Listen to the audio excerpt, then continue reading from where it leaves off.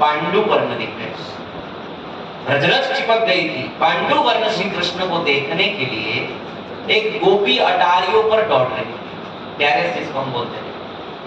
वहां बहुमंजिला नहीं होती है, गांव में तो एक ही मंजिल होती है और ऊपर छत होती है। तो एक छत से दूसरी छत, दूसरी छत से तीसरी छत, कूद कूद कर श्री कृष्ण को देखते जा रहे, और देखते देखते उसको ये भान ही नहीं रहा कि आगे छत ही नहीं है। तो क्या हुआ होगा बताओ? वो उल्टे सिर नीचे गिरी धड़ाम से, लेकिन श्री कृष्ण ने उसको गिरने दिया नहीं। अरे जो मेरा प्रदर्शन करने में इतना व्यस्त है, उसका पतन कैसे हो सकता है? श्री कृष्ण ने उसको अपनी दो भुजाओं में धारण करके अपनी छाती से लगा लिया। बेचारी दर्शन ही कर रही थी, अब तो आलिंगन सुख प्राप्त हो गया। तो ये है श्री कृष्ण का दर्शन। एक बार दृष्टि चिपक जाती है, वैसे चिपकती नहीं है, हमारी कहाँ चिपकी? हम तो यहाँ आकर भी आंख बंद करके प्रणाम करते हैं। मंदिर में जाकर तो आंख खुल जानी चाहिए। दुर्भाग्य है, मैं तो कभी कभी लोगों को कह देता हूँ कि प्रभु आंख बाहर बंद रखो माया के सामने, जहां नहीं देखना है वहां बंद कर दो। जिसके रूप का दर्शन करना है, करोड़ों करोड़ों कामदेव से भी सुंदर श्री कृष्ण है, उसके सामने आकर तुमने आंख बंद कर दी। अरे फिर वो समझते हैं इस बात को, फिर कभी दूसरी बार आकर आंख बंद नहीं करते। तो अद्भुत चरित्र है श्री कृष्ण का, श्री बलराम जी का, क्योंकि श्री कृष्ण और बलराम में कोई भेद है ही नहीं। ये मैं आपको समझाऊंगा, तब धीरे धीरे आगे चलेंगे, मेरे पास समय बहुत कम है।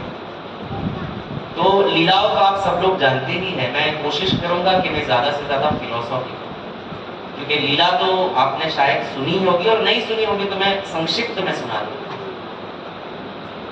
जरूरत क्या है? सिद्धांत। सिद्धांत बलिया चित्ते न करहा। कृष्णदास कविराज गोस्वामी ने लिखा है चैतन्य चेतामृत के आदि लीला के प्रथम कि व्यक्ति को सिद्धांत समझने में बिल्कुल भी आलस्य करना, क्योंकि सिद्धांत ही नहीं, कृष्ण क्या है, बलदेव जी क्या है, श्रीमती राधा रानी क्या है, भगवान क्या है, भक्त क्या है, भक्ति क्या है, सेवा तत्व क्या है, अगर ये नहीं समझोगे तो उस चीज में आपकी मति स्थिर ही नहीं। इसलिए सिद्धांतों को समझने के लिए, फिलॉसफी को समझने के लिए सतर्क होना चाहिए। मैं तो वहां तक कह सकता हूं अपने अनुभव से कि फिलॉसफी को समझे बगैर लीला का आस्वादन भी नहीं हो सकता। अब आपके सामने में कृष्ण लीला का, हमारे श्री कृष्ण ने गोपियों को आधी रात सुबह सुबह ब्रह्म मुहूर्त में उनके वस्त्र हर लिए और सब गोपियां थर थर थर थर करके कांप रही थी। अब इसमें आप तत्वों को नहीं जानते तो आप उसमें काम वासना देखेंगे। हाँ, एक बाका जवान छोरा सुबह सुबह गया ब्रह्म मुहूर्त में और सब औरतों को नंगा दर्शन कर रहा है, क्या आनंद आएगा? ये तो आप अपने फोन में भी देखते ही होंगे। जो उस लेवल पर नहीं है भक्ति के, वो तो अपने फोन का ये उपयोग भी करते ही होंगे। तो अगर आप कृष्ण तत्व को नहीं जाने हैं तो आपको पता क्या चलेगा कि श्री कृष्ण क्यों वस्त्र हरण किए और क्यों पराई औरतों को नग्न बाहर आना पड़ा और श्री कृष्ण से अपने कपड़े की याचना करनी। गोपी कौन है, श्री कृष्ण कौन है, वस्त्र हरण क्या है, ये फिलोसॉफी नहीं जानोगे तो रस का आस्वादन कहां से? इसलिए सिद्धांत बलिया चित्ते न करहा। श्री कृष्ण कौन है ये जानना पड़ेगा, गोपिया क्या है ये जानना पड़ेगा, वस्त्र हरण लीला क्या है ये जानना पड़ेगा, तब तो आनंद आएगा। नहीं तो काम वासना से दिमाग भर जाएगा और यहां बैठे बैठे भी नरक का द्वार खुल जाएगा, सत्संग में बैठकर भी नरक का द्वार खुल जाएगा, क्योंकि आपने भगवान में काम वासना का आरोपण किया, इस बुद्धि से भगवान को। फिर तो आप यही सोचेंगे तो भगवान कर सकते तो हम क्यों नहीं कर सकते? हम भी जाएंगे कहीं पर बाथरूम में, सबके कपड़े चुरा लेंगे।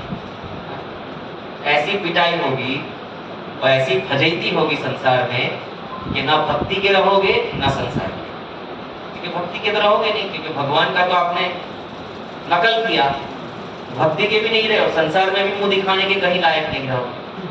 तो धोबी का कुत्ता तो यहां पर श्रीमद् भागवतम में कथा यह चल रही है, यहां वृष्णि वंश का और यदुवंश का वर्णन चल रहा है। वसुदेव जी का वर्णन व्यास जी कर रहे हैं भागवत के द्वारा, सुखदेव परीक्षित को बता रहे हैं।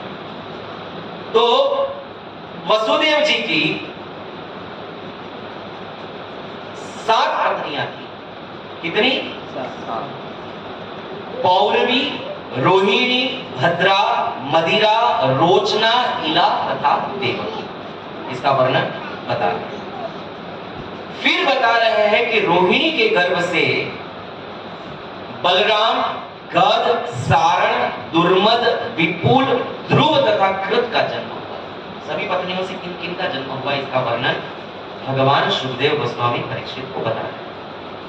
तो रोहिणी के गर्भ से बलराम जी का जन्म बताया, उसके बाद और पुत्रों का भी जन्म बताया। फिर देवकी के गर्भ से वसुदेव ने जिन पुत्रों को जन्म दिया उनका वर्णन भी बताया। क्या बता रहे?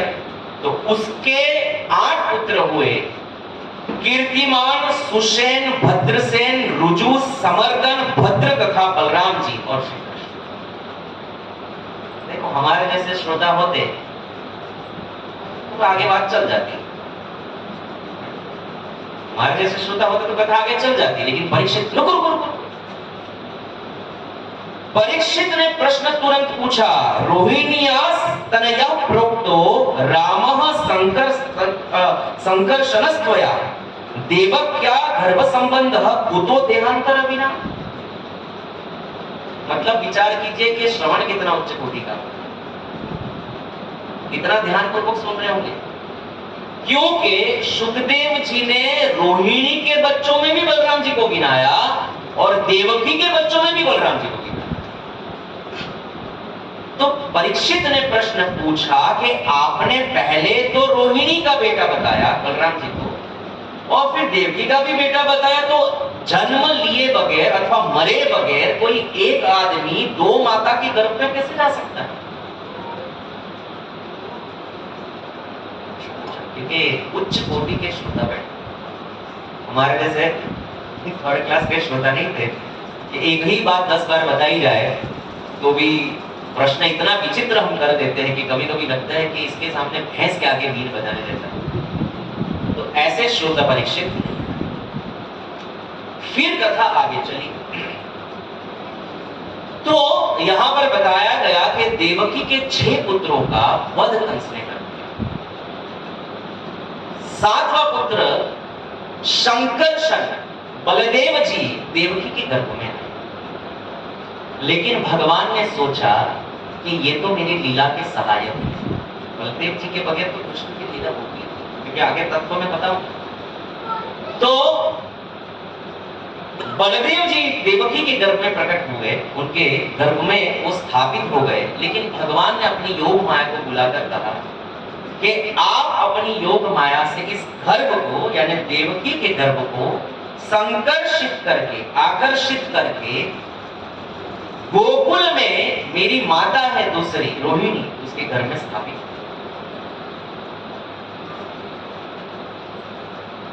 विचार कीजिए, ये जन्म कितना दिव्य है, ये जन्म कितना दिव्य है। रोहिणी के गर्भ में स्थापित हुआ है। रोहिणी वसुदेव जी के पास गई नहीं है संगम के लिए, वसुदेव जी तो जेल में है। देवकी के गर्भ में भी बलराम जी प्रकट हुए हैं।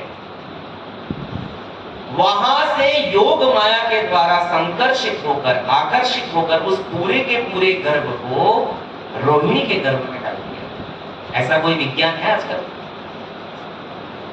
हाँ, ये कर सकते हैं, टेस्ट ट्यूब पे भी कर सकते हैं, बच्चे का संयोजन करके आप गर्भ के अंदर रख सकते हैं, अंड का और बीज का संयोग करके। लेकिन एक गर्भ में रखे हुए बच्चे को जो विकसित है उसको उठाकर दूसरी मां के गर्भ में रखने का विज्ञान तो अभी तक नहीं आया। तो इस प्रकार स्थानांतरित किया गया और उसके बाद वहीं पर गोकुल में बलदेव जी का जन्म हुआ 1 वर्ष पहले। आज जो बलराम जयंती है ना, उसके बराबर 1 वर्ष बाद श्री कृष्ण का जन्म है। क्षमा कीजिए। तो इस प्रकार बलदेव जी का जन्म हुआ। उसके बाद तो आप सब जानते ही हैं कि देवकी के गर्भ से भगवान श्री कृष्ण का जन्म हुआ। वो स्वयं नारायण है, शंख चक्र गदा पद्म लेकर भगवान प्रकट हुए। सामान्य बालक के जैसा तो भगवान का जन्म होता नहीं, भगवान प्रकट होते। तो उसके बाद वसुदेव जी ने भगवान श्री कृष्ण को जमुना जी को पार करके गोकुल में ही प्रस्थापित कर दिया, जहां बलदेव जी ऑलरेडी थे। इसको कोई ले लो भाई, ये तो बहुत दुष्कर है।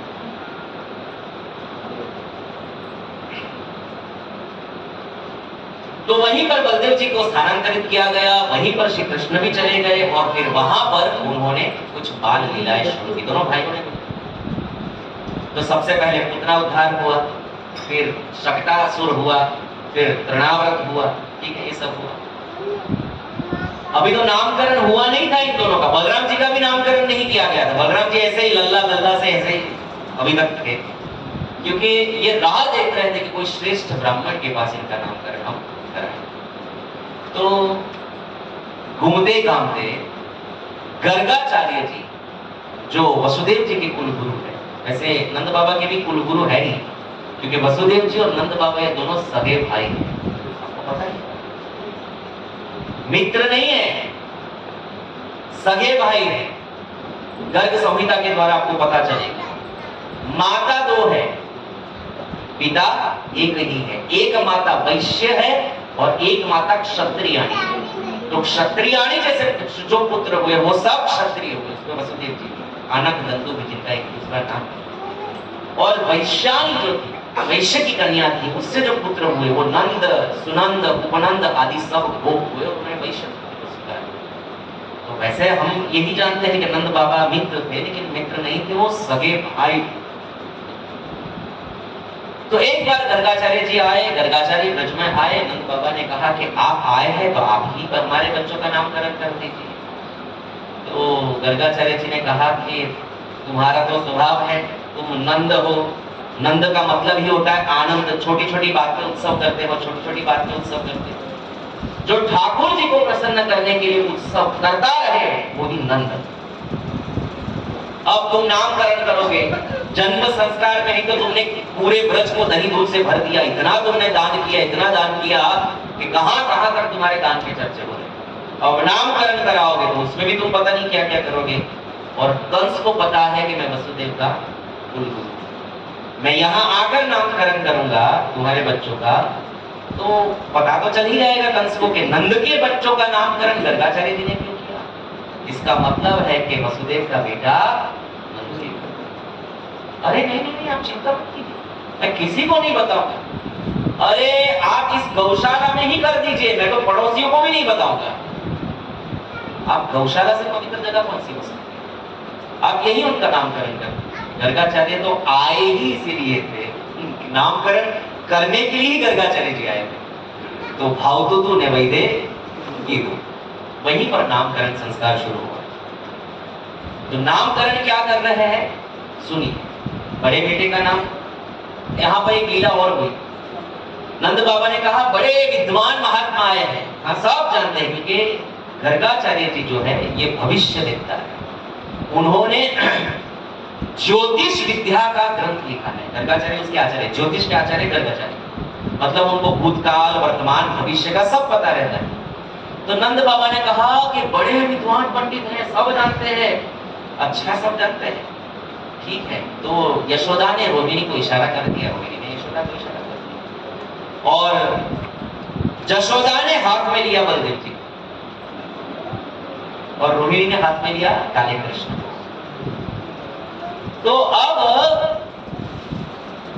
पता चले अगर ये बहुत ज्ञानी है तो ये बेटा किसका है और ये बेटा किसका है। तो गर्गाचार्य इशारा करके यशोदा के हाथ में जो बालक था उसके ऊपर इशारा करके कहते हैं, अयम ही रोहिणी पुत्रो रम्यन सुहृदयो गुणे आख्यास्यते राम इति बलाधिक्योत्पलम ही।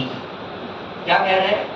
अयम ही रोहिणी पुत्रो, ये जो यशोदा के हाथ में बच्चा है, अयम ही रोहिणी, विद्वान पंडित है, सीधा बोल दिया अयम ही रोहिणी पुत्र, ये जो यशोदा के हाथ में बच्चा है ये रोहिणी नाम से जाना जाएगा, क्योंकि यशोदा का है ही नहीं, ये रोहिणी का पुत्र है, इसलिए इनका एक नाम होगा रोहिणी। बोलो श्री रोहिणेय भगवान की जय। रमयन सुहृदयो गुणहि, ये अपने संबंधियों को अपने स्वभाव से इतना आनंद देगा, इतना आनंद देगा, तो आनंद में रमाने की वजह से इसका एक नाम होगा राम। क्या नाम होगा? रमन्ते योगिनो यस्मिन् सत्यानंदे चिदात्मनि इति राम पदे नासो परब्रह्म विधीयते। जिनका चिंतन करके, जिनकी लीला के विषय में स्मरण करके व्यक्ति कितना भी दुख में हो लेकिन आनंद में रमण करने लगे, उसी तत्व को राम कहते हैं। तो वही नाम बलदेव जी के लिए भी लगेगा और वही नाम राम जी के लिए भी, वही नाम कृष्ण के लिए भी, क्योंकि ये तत्वतः एक ही है, अलग है ही। इसलिए सबको आनंद देने वाले होंगे, इसलिए का एक नाम होगा राम। आख्यास्ते राम रीति बलाधिक्योद्बलम विदु, इनमें बल की अधिकता होगी। अधिकता क्या होगी? अनंतता होगी। ये है उनका एक नाम, तो अनंत है, बल में अनंत हो गए, इसलिए इसका एक नाम होगा अनंत। और बलवान ज्यादा होने की वजह से इनका नाम होगा बलराम। बोलो श्री बलदेव दाऊ की जय। तो इनके 4 नाम हुए, रोहिणेय, राम, क्योंकि ये संकर्षित करके लाए गए थे देवकी के गर्भ से, इसलिए एक नाम होगा संकर्षण, और क्योंकि बल की अधिकता के कारण इनका नाम होगा बलराम। अब हम सुनते हैं इनकी फिलॉसफी को, बलदेव जी के। तो दुई रूपे हय भगवानेर प्रकाश, चैतन्य चरितामृत। तत्व चैतन्य चरितामृत से श्रेष्ठ कहीं नहीं समझोगे आप, क्योंकि ये फिलॉसॉफिकल ग्रंथ है। श्रील प्रभुपाद जी कहते थे कि भगवत गीता ये जो है ना, ये आपका हायर सेकेंडरी की एग्जाम है, HSC, जिसको हम बोलते हैं 12वीं की परीक्षा। श्रीमद् भागवत जो है ये आपका ग्रेजुएशन है,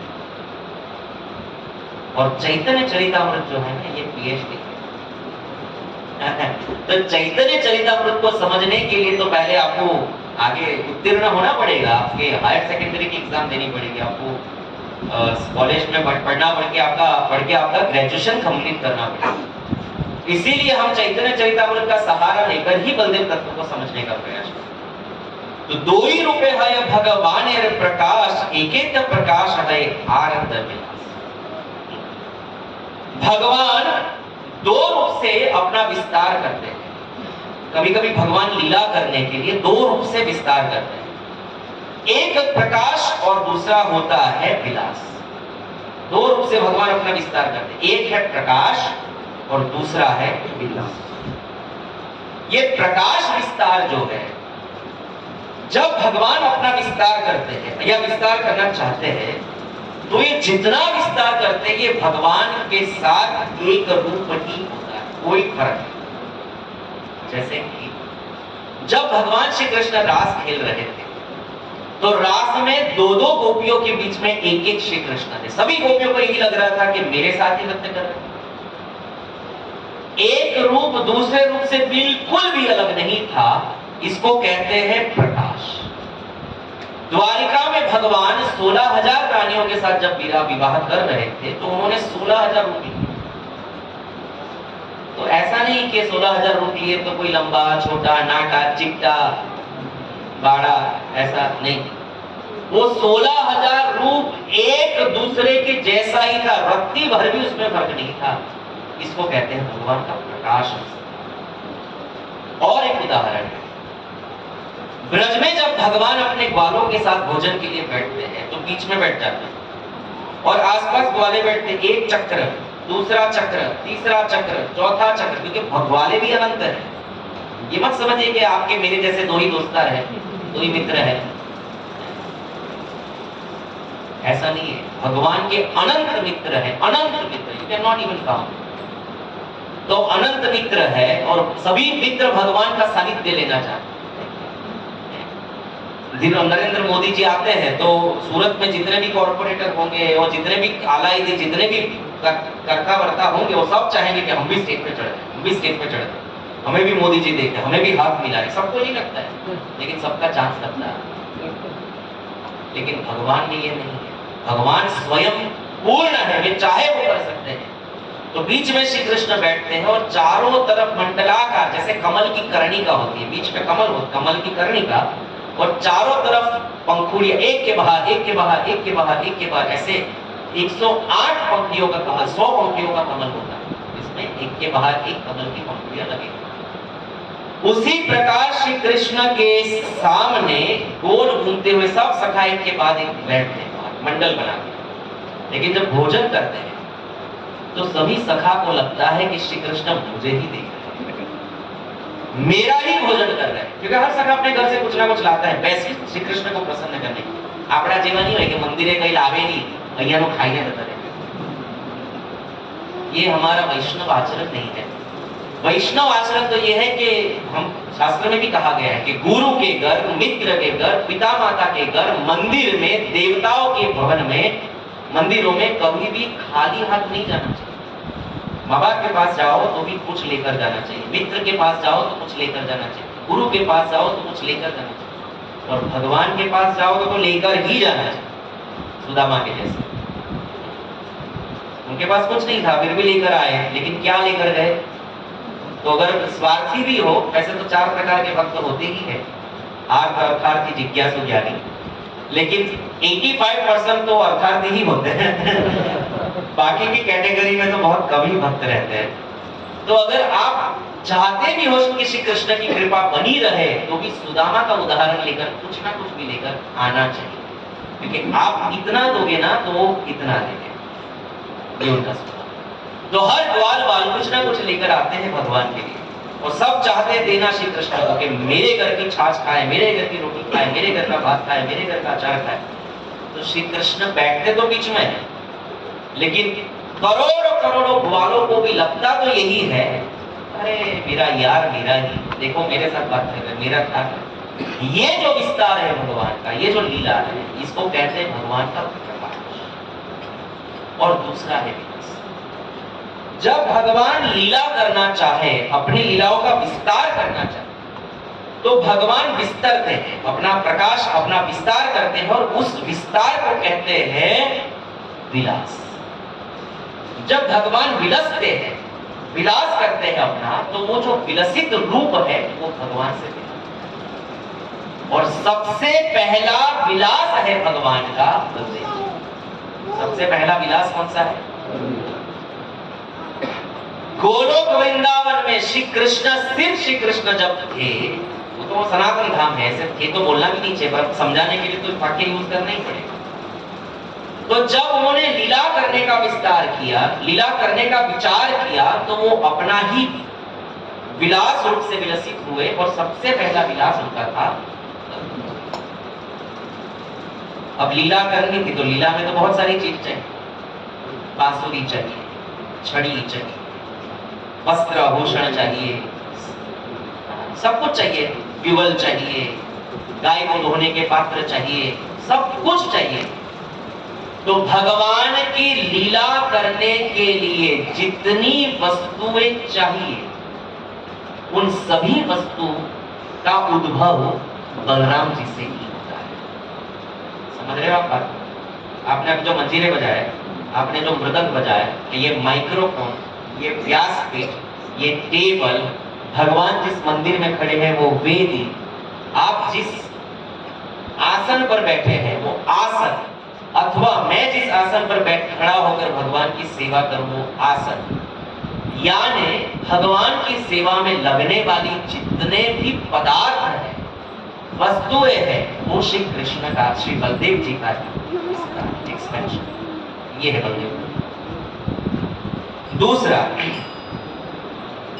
बलदेव जी से ही ये संसार उत्पन्न होता है। आगे चल के मैं आपको बताता हूं। सर्व अवतारी कृष्ण स्वयं भगवान, ताहन द्वितीय देह श्री बलराम। इतना सुंदर, इतनी सरल भाषा है, बंगाली है वो समझ आ जाती है। सर्व अवतारी कृष्ण स्वयं भगवान, श्री कृष्ण जो है सर्व अवतारी है, जितने भी अवतार होते हैं, विकार है दशावतार, केशवधृता मीन शरीरा, केशवधृता कुर्म शरीरा, केशवधृता बुद्ध शरीरा, जय जगदीश है। 10 अवतार तो मुख्य है, 24 अवतार है, और 24 अवतार नहीं तो व्यास जी ने उसी में लिख दिया, उसी अध्याय में, अवतारा यशंख्याय, असंख्य भगवान के अवतार हैं, इसको आप गिन ही नहीं सकते।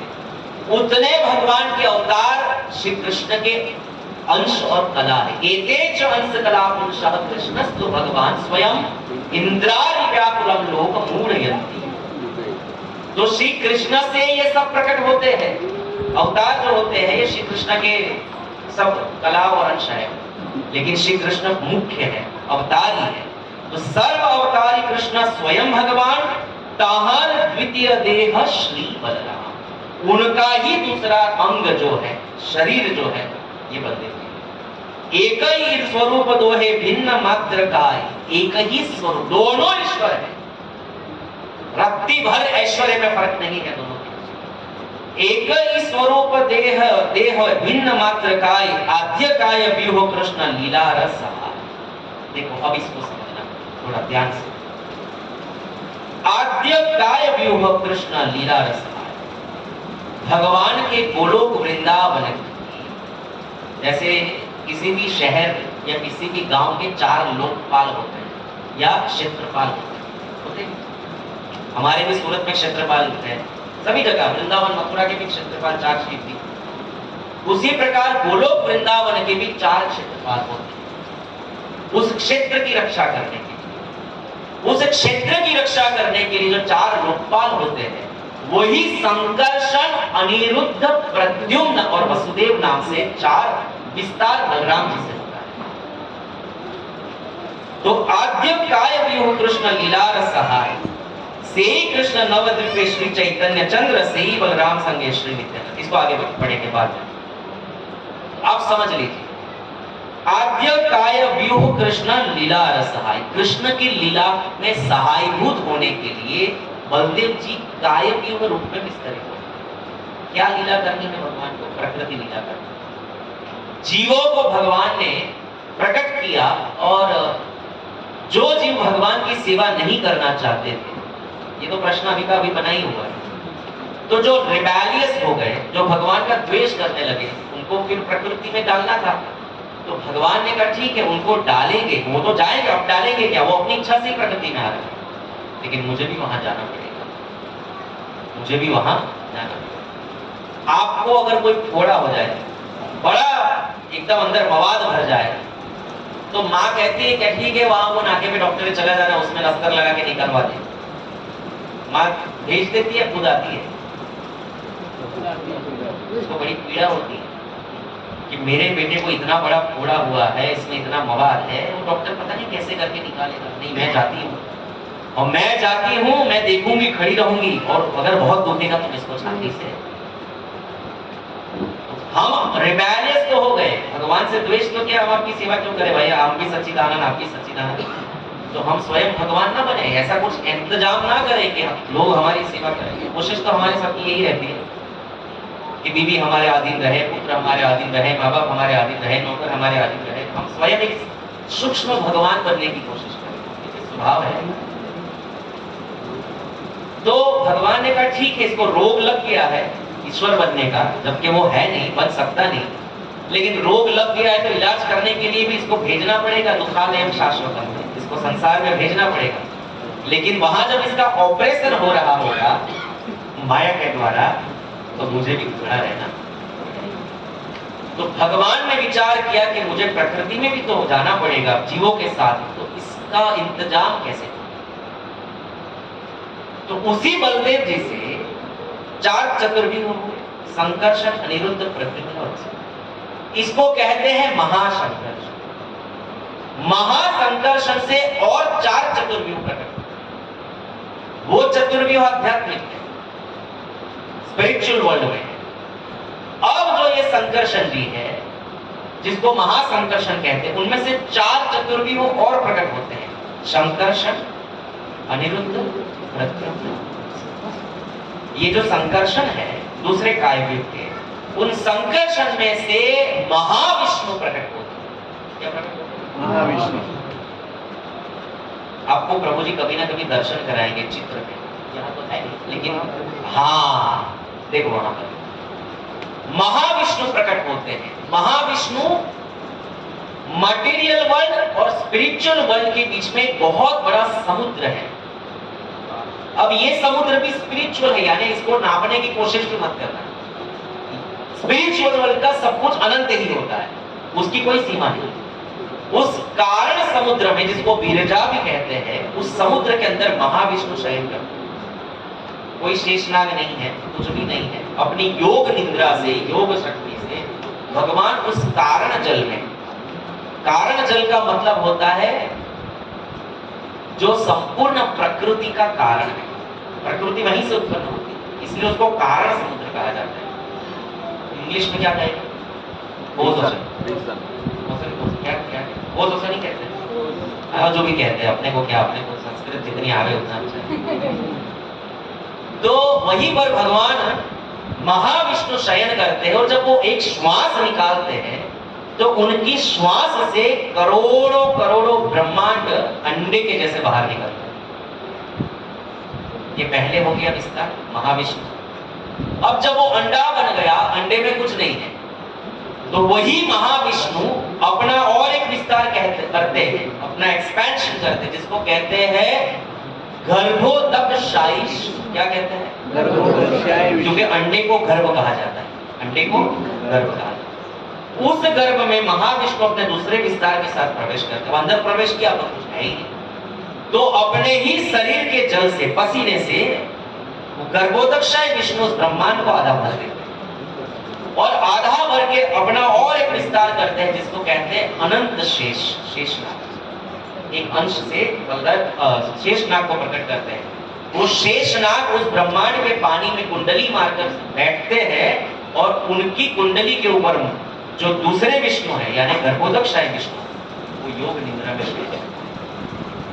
जब वे योग निद्रा में शयन करते हैं तो उनकी नाभि से एक स्वर्णमय कमल प्रकट होता है, और उस कमल पर इस ब्रह्मांड का सबसे पहला जीव ब्रह्मा जी प्रकट होता है।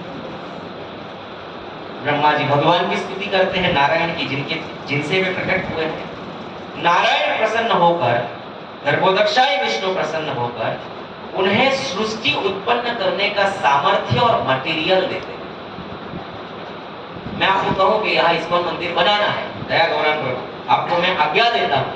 मैं तो सामर्थ्य नहीं है आगे देने वाले ऊपर, लेकिन अगर मैं इनको आज्ञा दूं कि दया गौरांग प्रभु आपको यहाँ ड्रीम सिटी में एक सुंदर इस्कॉन मंदिर बनाना है, तो दया गौरांग प्रभु क्या करेंगे?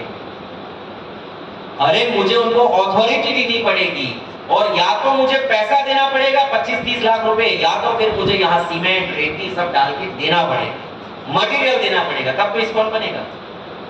बगैर मटेरियल के, बगैर सामर्थ्य के कैसे बनेगा? तो वही गर्भोदकशायी विष्णु ब्रह्मा जी को सामर्थ्य भी देते हैं, बुद्धि भी देते हैं, भक्ति भी देते हैं, और मटेरियल देते हैं, पृथ्वी, जल, अग्नि, वायु, आकाश, मन, बुद्धि और अहंकार। इन 8 पदार्थों से ब्रह्मा जी अलग अलग प्रकार की योनियां उत्पन्न करते हैं। उस योनियों में भगवान अपने जीवों को रखते हैं, अपने अंशों के द्वारा। और जब देखते हैं कि भाई मेरे बगैर तो इनका उद्धार है नहीं, क्योंकि इनमें कोई अक्ल है नहीं, कोई मतस्पति ज्ञान मोहनम, भगवान मति देने के लिए, बुद्धि देने के लिए तो जाते हैं। तो परमात्मा के रूप में तीसरे विष्णु, पहले हुए कारण समुद्र में सोए हुए विष्णु, दूसरे हुए गर्भ के अंदर सोए हुए विष्णु, और जब जीव प्रकट होता है, अलग अलग शरीर के अंदर जाता है जीव, तो उस जीव का मार्गदर्शन करने के लिए तीसरे विष्णु के रूप में भगवान प्रकट होते हैं। बलदेव जी से ये सब हो रहा है, उसको कहते हैं शिरोदकशायी विष्णु। क्या बोलते हैं? इसको परमात्मा के नाम से भी हम जानते हैं। क्या जानते हैं? इसलिए हम कहते हैं शंकर्षण कारण तो यशाई, गर्भोदशाई, च प्रयोगदशाई, शेषस्य यस्यांश कला स नित्यानंद रम्य शरणम। तो ये बलराम जी, ये जो हम देख रहे हैं ना सब कुछ, पृथ्वी, जल, अग्नि, वायु, आकाश, अलग अलग शरीर, ये जितना विस्तार हम देख रहे हैं, ये सब उत्पन्न होता है बलदेव। अब अगर हम बलदेव जयंती नहीं मनाए तो हमारे जैसा मूर्ख तो कोई है नहीं। जिनके शरीर में हम घूम रहे हैं, जिनकी पृथ्वी पर बैठे हुए, सब कुछ भगवान बलदेव जी से। तो ये बलदेव जी हैं। श्री बलराम गोसाई मूल संकर्षण पंच रूप धरी करे न कृष्ण रसेवन आपने करे न कृष्ण लीलार सहाय सृष्टिला कार्य करे धरी चारी काय सृष्टि आदि सेवाकार आज्ञा पालन शेष रूपे करे कृष्ण विविध सेवन सर्व रूपे आस्वादये कृष्ण सेवानंद से बलराम गौर संगे नित्यानंद। बलराम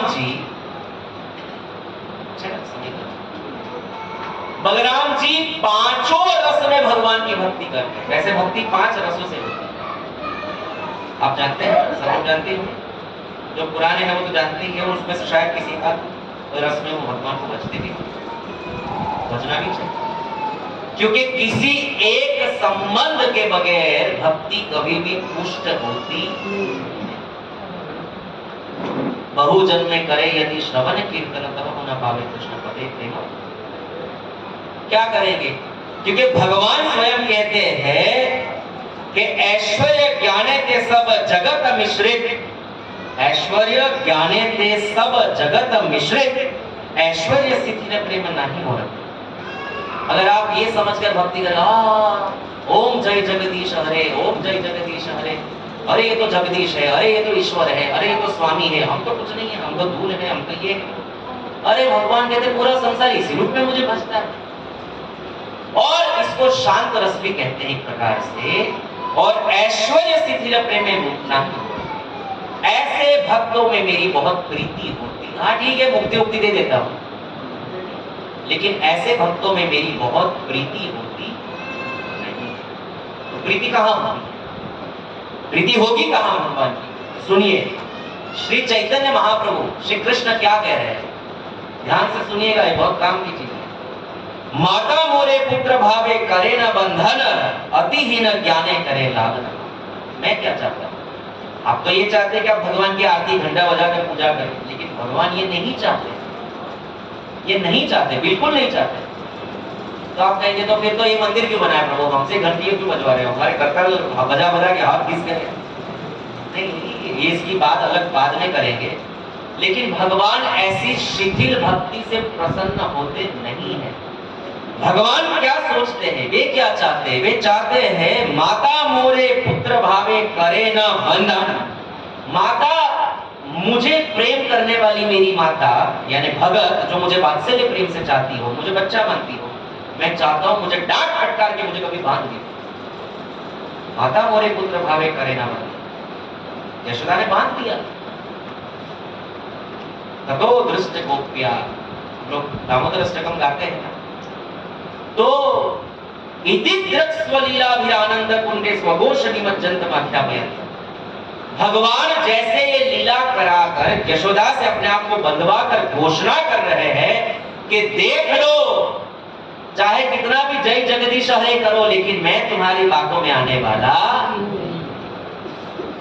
ये तो विक्रम बेताल जैसे है भगवान। तू बोला तो मैं गया। तो ये तो भगवान तो कहते कि ऐसे तो तुम सुख संपत्ति करा में कष्ट मिटे कनका ओम जय जगदीश हरे, तुम तो मुझे थोड़ी चाहते हो, तुम तो सुख संपत्ति को चाहते हो। कभी बोला भगवान को कि आप मैंने करा? पूरा जीवन आरती करते हैं, लेकिन ऐसी भक्ति से प्रसन्न नहीं होते। पर भगवान यशोदा के द्वारा बंधे जाकर घोषणा कर रहे हैं कि अगर कोई मुझे वात्सल्य भाव से इतना प्रेम करता है और भूल जाता है कि मैं भगवान हूं, और अगर मुझे दंड देने के लिए, मुझे सुधारने के लिए बांधना भी चाहिए चाहता है, तो मैं अनंत होने पर भी बंध जाता है। अनंत है भगवान, विश्वरूप ने, भगवान ने अपना विश्वरूप दिखाया भगवत गीता में। तो अनंत श्री कृष्ण दिख रहे थे, कोई और छोरी नहीं था। विचार करो, अब इसको कोई बांधना चाहेगा तो कैसे बंधेगा? लेकिन वही अनंत परमात्मा, अनंत विष्णु अपने भक्तों के वशीभूत होकर बंध भी जाते। क्यों? कि वो भूल गई कि भगवान है। भगवान होता, भगवान है ऐसा याद रहता तो यशोदा बात ही नहीं पाती, डंडा लेकर पीछे पड़ी थी यशोदा। तो माता मोरे पुत्र भावे करे न बंधन, अतिहीन ज्ञान करे लालन। सोचती है अरे बच्चा छोटा है, इसको कुछ ज्ञान नहीं है, और इसको खाने का भी सुहूर नहीं है, अगर मैं खिलाऊंगी नहीं तो कैसे खाएगा, मैं पिलाऊंगी नहीं तो कैसे पिएगा, मैं सुलाऊंगी नहीं तो कैसे सुलाऊंगी। ये भगवान हमसे चाहते हैं। सखा शुद्ध सख्य करे स्कंदे आरोहण, तुम्ही कोण बने लोग, तुम्ही आम्ही सभाट। भगवान श्री कृष्ण खेल रहे थे गुल्ली डंडा, श्री कृष्ण हार गए। श्री कृष्ण हमेशा हार जाते थे, कभी कृष्ण ब्रज में कभी जीते नहीं। जो हार जाने के लिए ही नीचे आए हो वो जीतेगा जी। जो हारा ही गया हो, जिसने अपना हृदय भक्तों के हाथों हार दिया हो, वो जीतेगा जी। तो भगवान कोई भी गेम खेलते थे अपने मित्रों के साथ, लेकिन श्री कृष्ण हमेशा हार जाते। तो जब हार जाते तो श्री कृष्ण को कहते सुबल सखा, चित्रक पत्रक स्तोक कृष्ण आदि, जाओ घोड़ावन, हम तेरे ऊपर चढ़ेंगे, फिर वहां नाके तक दौड़, क्योंकि तो हार गया। अरे मुझे गधा बनने के लिए बोल रहे हो, तुमको पता है मैं कौन हूं? मैं ये संपूर्ण ब्रजमंडल के राजा नंद महाराज का छोरा हूं। अरे नंद को छोरा होगा नंद के घर में, यहाँ तो हमारा सखा है, बन जा गधा। गाली देकर नहीं माने तो दो तमाचे मारकर भी श्री कृष्ण को गधा बनाएंगे, और ऊपर चढ़ जाता है मधुमंगल। ये है भक्ति, भगवान ये हमसे चाहते। तो कल ये मत करना कि जगन्नाथ जी को नीचे बिठा के ऊपर घोड़ा ये भगवान के प्रेमी भक्त ही कर सकते हैं। ये तो वहां पहुंचने के लिए शायद हमें बहुत जन्म लेने पड़े। अगर गुरु कृपा हो गई, अगर आपका भजन प्रमाणित है, तो श्रील प्रभुपाद जी कहते हैं कि अगर मैंने कहा है 16 माला कोई जपेगा और मेरे बताए हुए मार्ग पर चलेगा, तो ये उसका अंतिम जन्म। ये श्रील प्रभुपाद जी की दी हुई गारंटी।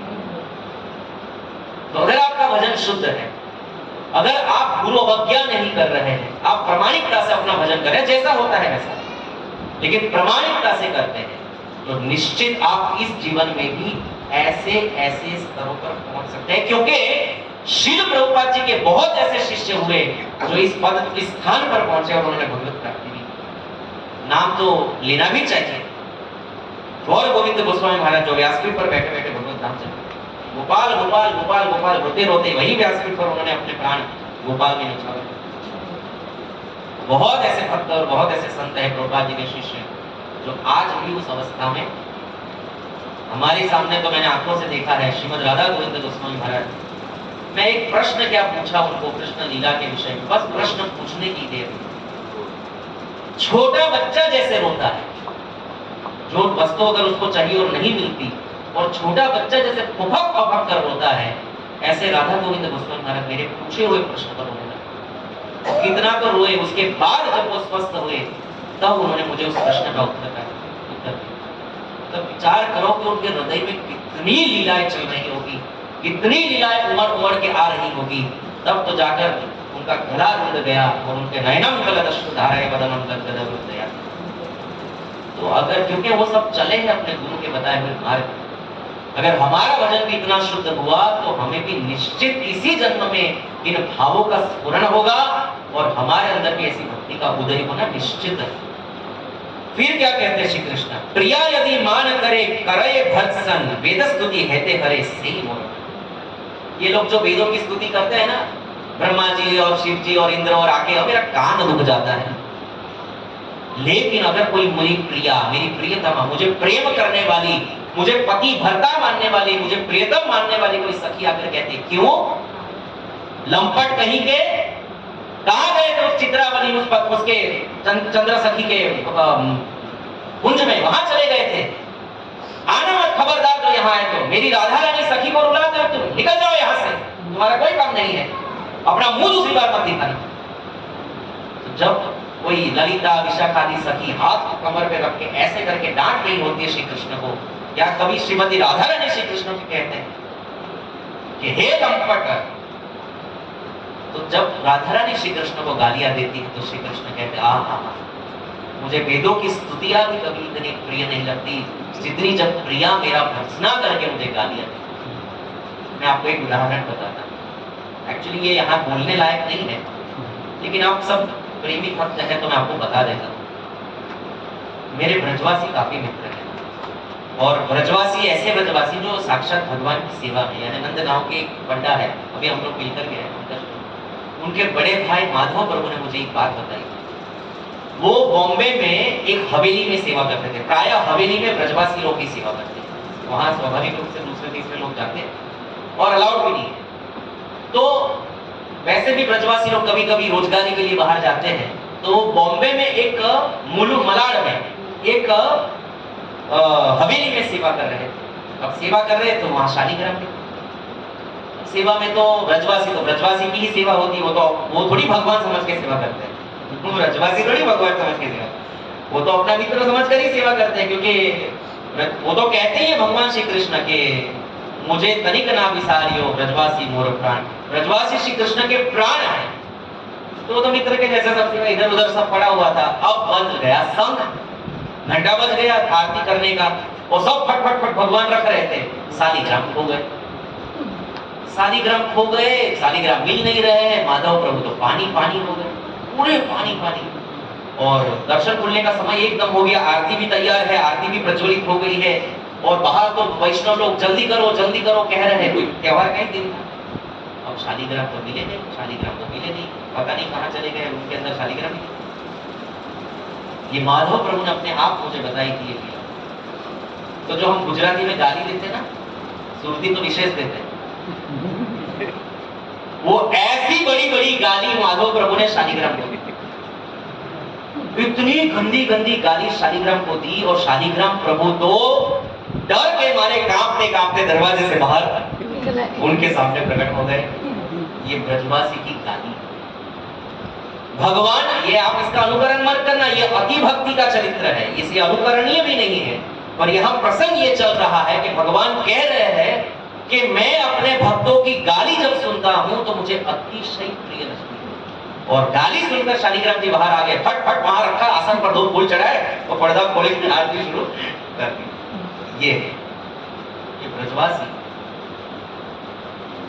तो यहां पर भगवान चाहते हैं कि इन 5 रसों से मेरी भक्ति, 5 प्रकार से मेरी भक्ति हो। शांत रस को भगवान इतना इंपॉर्टेंस नहीं देते हैं, लेकिन दास्य, सख्य, वात्सल्य और मान। बलराम जी इन 5 रस में भगवान की सेवा करते, 4 नहीं 5। ये जो सामग्रियां है ये शांत रस के सेवक।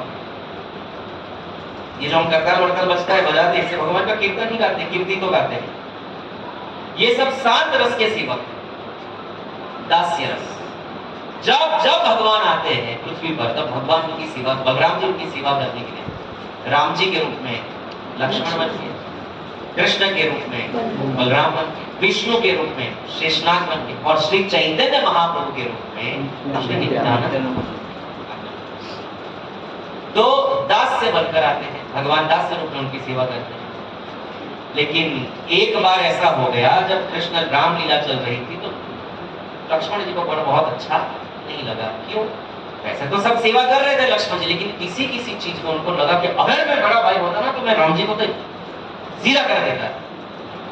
अरे सब कह रहे हैं कि हनुमान जी कह रहे हैं, लंकावासी कह रहे हैं, लंका की राक्षसियां कह रही है कि राम जी के अलावा सीता जी ने किसी पर पुरुष का ना दर्शन किया, ना स्पर्श किया, ना चिंतन किया, फिर भी अपनी प्रतिष्ठा के लिए बोलते।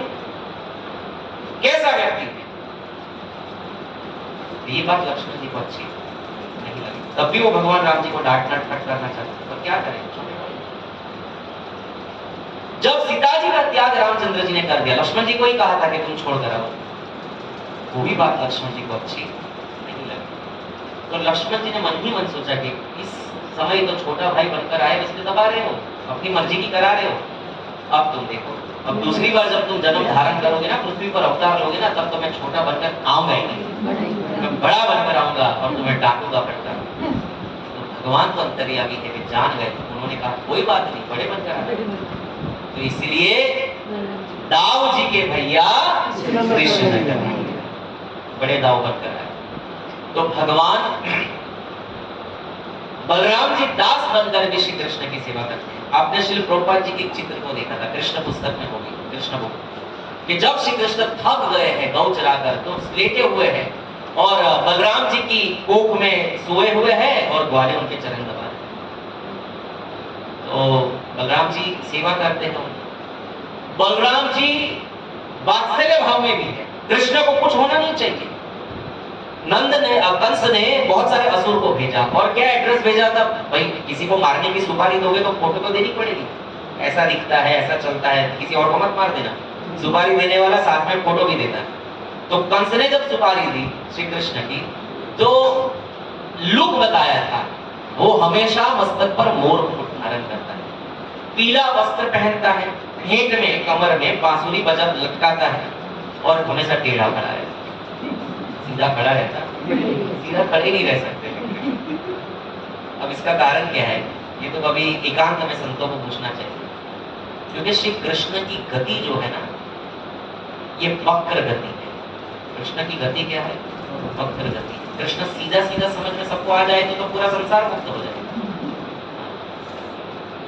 वेदों में जो धर्म बताया गया है, अगर उसके ऊपर चलोगे तो ज्यादा से ज्यादा स्वर्ग मिलेगा, लेकिन वहां से जब वक्र हो जाओगे, वैदिक मार्ग को छोड़ दोगे, तभी कृष्ण मिलेगा। है कि नहीं? वक्र गति कृष्ण। किसी को सीधे सीधे मार्ग पे चल के कृष्ण मिले? नहीं मिले। उसके लिए वक्र मार्ग पर ही चलना पड़ता है। गोपियों ने अपने पतियों का त्याग कर दिया, प्रहलाद ने अपने बाप को त्याग दिया, तभी तो कृष्ण प्राप्ति। तुलसीदास जी बहुत सुंदर लिखे हैं रामचरितमानस। जाके प्रिय न राम वे देखी, त्यागो ताहि कोटि वैरि सम, यद्यपि परम सने।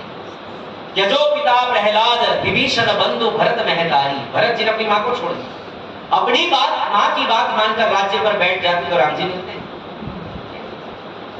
वैसे बात तो मां की माननी चाहिए थी, लेकिन मां जाए जहां जाना हो वहां, लेकिन हम तो श्री कृष्ण राम की ही बात मानेंगे, उनकी ही भक्ति करें। तो त्यजो पिता प्रहलाद, प्रहलाद जी ने अपने बाप की बात नहीं मानी। पिताजी ने कहा मुझे भजो, मैं ही भगवान हूं। नहीं नहीं, भक्ति तो नारायण की ही करनी, आपको भी करनी पड़ेगी। आज नहीं तो सीधा सीधा बोल दिया तो बाप को अच्छा नहीं लगा। पिताजी ने तो इतना फटकारा बेचारा को, ऊपर से फेंका, जलाया, तलवार से काटा, कुछ नहीं हुआ प्रहलाद का। तो त्यजो पिता प्रहलाद, विभीषण बंधु, राम जी भगवान है, तुम जानकी जी को लौटा दो, नहीं तो तुम्हारा कुल समेत तुम्हारा नाश हो जाएगा। रावण ने सुना नहीं, लात मार के उसका अपमान किया जाहिर से। देखो विभीषण बंधु, विभीषण ने भाई को त्याग दिया और राम जी के शरण में चले। बाकी भाई को छोड़ना ही सबसे बड़ा पाप है वैदिक विधि के अनुसार, लेकिन छोड़ दिया। विभीषण बंधु भरत महतारी, बलि गुरु त्यज्यो। बलि गुरु को त्यागना तो बड़ा पाप है, गुरु के बगैर तो गति नहीं है, लेकिन बलि गुरु त्यज्यो। कांता व्रज वनितना, व्रज की वनिताओं ने, व्रज की स्त्रियों ने, व्रज गोपियों ने अपने पतियों को त्याग दिया। पति को त्याग कर कौन जाएगा? भगवान को कौन प्राप्त करेगा? नरक प्राप्त होगा। लेकिन कृष्ण को प्रसन्न करने के लिए पति को भी त्याग दिया, है कि नहीं? वक्र गति। भई मुद मंगल भारी, आज संसार में गोपी गीत गाया जाता है, गोपियों की भक्ति की चर्चा की जाती है। भई मुद मंगल भारी, जाके प्रिय न राम वै देहि। इसलिए जब तक आप ट्रैक से उतर नहीं जाएंगे, अब देखो यहाँ तो नाचना गाना पड़ेगा पागल के जैसे। चैतन्य महाप्रभु ने सन्यास लिया था। अब सन्यास का तो धर्म होता है, गंभीर रहना है, कम बोलना है, कम खाना है, गम खाना है, ये सब है। हंसना नहीं है, रोना नहीं है, क्योंकि ज्ञानी होता है सन्यासी तो वो हंसेगा भी नहीं, रोएगा भी नहीं। सुख दुख के समय कृतवाला भला जया जय, तो फिर उसमें ये सब विकार होंगे ही नहीं, ना वो प्रसन्न होगा, ना वो दुखी होगा, कुछ भी नहीं। लेकिन महाप्रभु उन्मत्त होकर नृत्य करते थे, पागल के जैसे हंसते थे, और रोते थे तो ऐसे रोते थे कि आंखों से पिचकारियां निकलती थी पानी। सब जो आजू बाजू उनके दर्शन के लिए खड़े होते थे ऊपर से नीचे तक गिर जाते, जैसे कोई पाइप चला रहा हो पानी।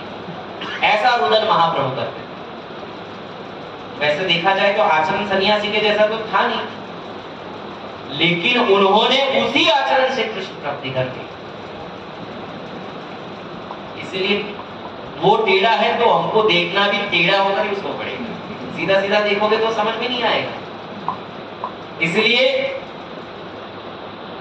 बलदेव जी जो है ये भगवान की सेवा करते हैं वात्सल्य में। हाँ, तो मैं ये कह रहा था कि एड्रेस भेजा, नुक भेजा, पीतांबर धारण करते हैं, मुकुट धारण करते हैं, बांसुरी लगाते हैं। तो बलदेव जी ने सोचा अच्छा ये बात।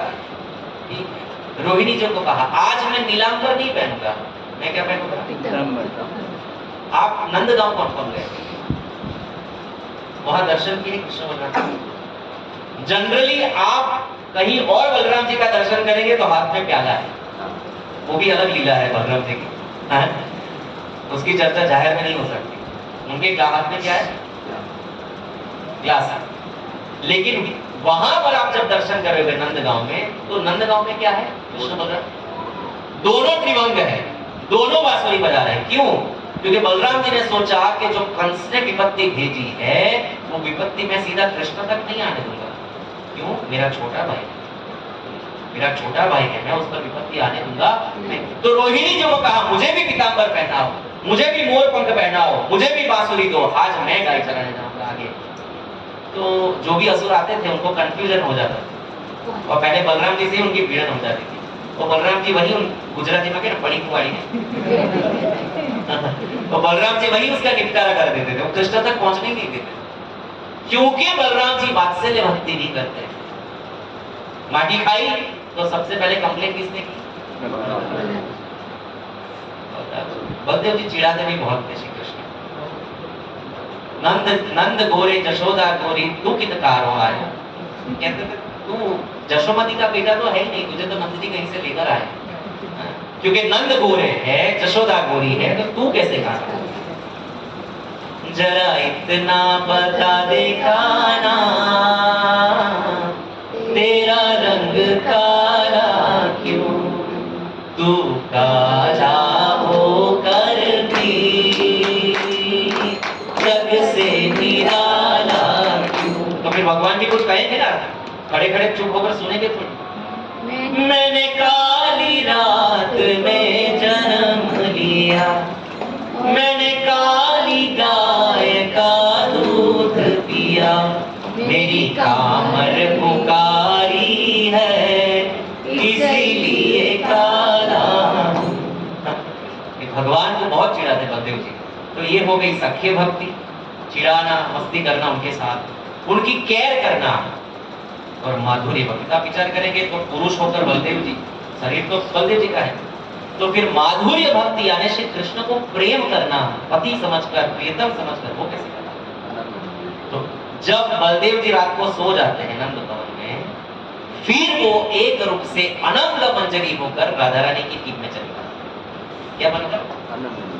अनंग मंजरी, राधा रानी की कजिन अनंग, अनंग नाम की राधा रानी की एक पितराई बहन है, जिसको कजिन कहते हैं, जिसका नाम है अनंग, और वो मंजरी है राधा रानी की सखी।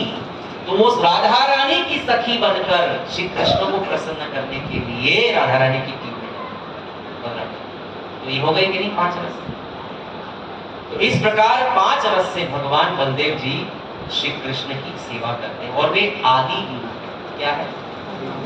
आध्यात्मिक जगत में जितना भी बल है हमारे पास, अगर आप भक्ति में आगे बढ़ना चाहते हो, भक्ति करना चाहते हो, और वो भी कैसी? अप्रतिहता भक्ति, तो ऐसी भक्ति सिर्फ और सिर्फ बलराम जी की कृपा से ही हो सकती है, क्योंकि बल देने वाले ही वो है। दूसरा संकर्षण नाम है, श्री कृष्ण से चिपटा के रखने का काम, क्योंकि ग्रेविटी पावर जो है, ये संसार में जितनी भी ग्रेविटी है, ये बलदेव जी से आती है।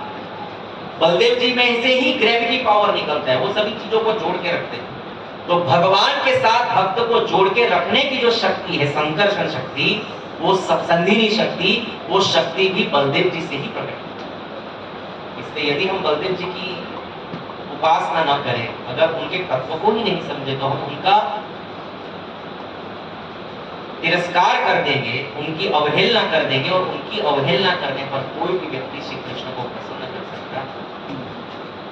समय है क्या? ये समय का समय हो गया, कभी दूसरी बार अगले साल सुबह तक आइए 5 मिनट हरे कृष्ण महामंत्र करते हैं।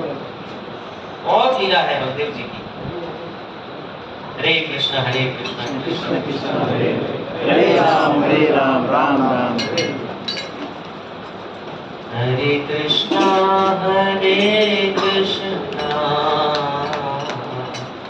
कृष्ण कृष्ण हरे हरे, हरे राम राम राम हरे हरे।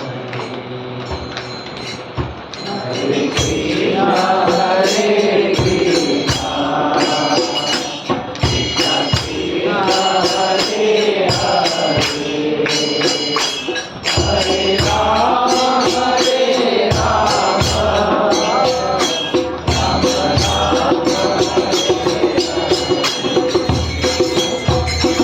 Hare